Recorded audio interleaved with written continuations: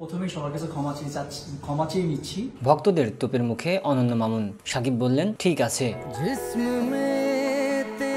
ঢালিউডের তুমুল জনপ্রিয় অভিনেতা মেগাস্টার শাকিব খান ঢালিউডের এই মেগাস্টার অভিনয় দক্ষতায় নিয়ে গেছেন অনন্য উচ্চতায়। জনপ্রিয় এই চিত্রনায়ককে নিয়ে দরদ সিনেমা বানিয়েছেন নির্মাতা অনন্য মামুন। শাকিব খানের সিনেমা মানেই দর্শকদের মধ্যে স্বাভাবিকভাবেই একটু অন্যরকম উচ্ছ্বাস উন্মাদনা থাকে।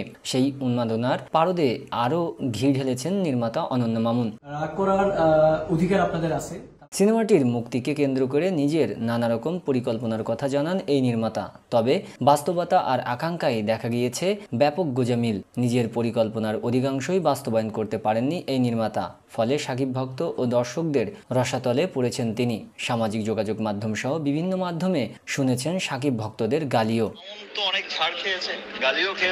বিষয়টি গিয়েছে মেগাস্টার শাকিব খানের কান পর্যন্ত। সম্প্রতি কলকাতায় সিনেমাটির ভারতীয় অংশের প্রযোজক এসকে মুভিজের এক আয়োজনে হাজির হয়ে শাকিব বলেন, মালয়েশিয়া সহ অন্য দেশের অনেকেই ছুটি নিয়ে রেখেছিল গানের জন্য। মামুন অনেক ঝাড় খেয়েছে, গালিও খেয়েছে, ও ডিজার্ভ করে এটা। হাসতে হাসতে শাকিবের এমন মন্তব্যে বেশ লজ্জায় পড়েছেন নির্মাতা মামুন, কেননা ওই সময় সে শাকিবের পাশেই ছিল।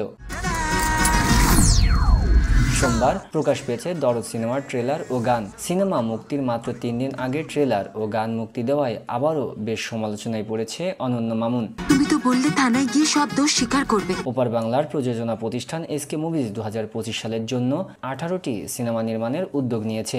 মহাসমারোহে সোমবার সন্ধ্যায় কলকাতার তাজ হোটেলে আয়োজিত অনুষ্ঠানে ছিলেন ওপার বাংলার বেশ কিছু নামি দামি শিল্পী ও পরিচালকেরা। কলকাতার অভিনেতাদের মধ্যে ছিলেন আবির, অঙ্কুশ, শাশ্বত, জিতু, অনির্বাণ, ঋত্বিক, ঋতুপর্ণা, শ্রাবন্তী, দর্শনা।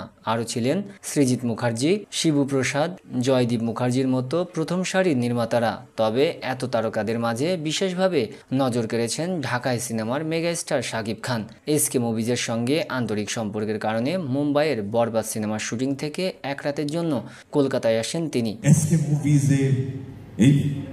অনুষ্ঠানে উপস্থাপক মীর মঞ্চে শাকিবকে বাংলাদেশিদের গর্ভ মেগাস্টার সম্বোধন করে ডেকে নেন। তখন শাকিব মঞ্চে গিয়ে তার মুক্তির অপেক্ষায় থাকা দরদ সিনেমা নিয়ে বলেন, আগামী 15 নভেম্বর বাংলাদেশ, ইন্ডিয়া সহ বিশ্বের 20টির বেশি দেশে দরদ মুক্তি পাচ্ছে। এটি অত্যন্ত চমৎকার একটি গল্পের সিনেমা। গান রিলিজ হতে দেরি হলেও আসার সাথে সাথে সবার ভালোবাসায় 1 ঘন্টায় ট্রেন্ডিংয়ে এসেছে, যা আমাকে অভিভূত করেছে।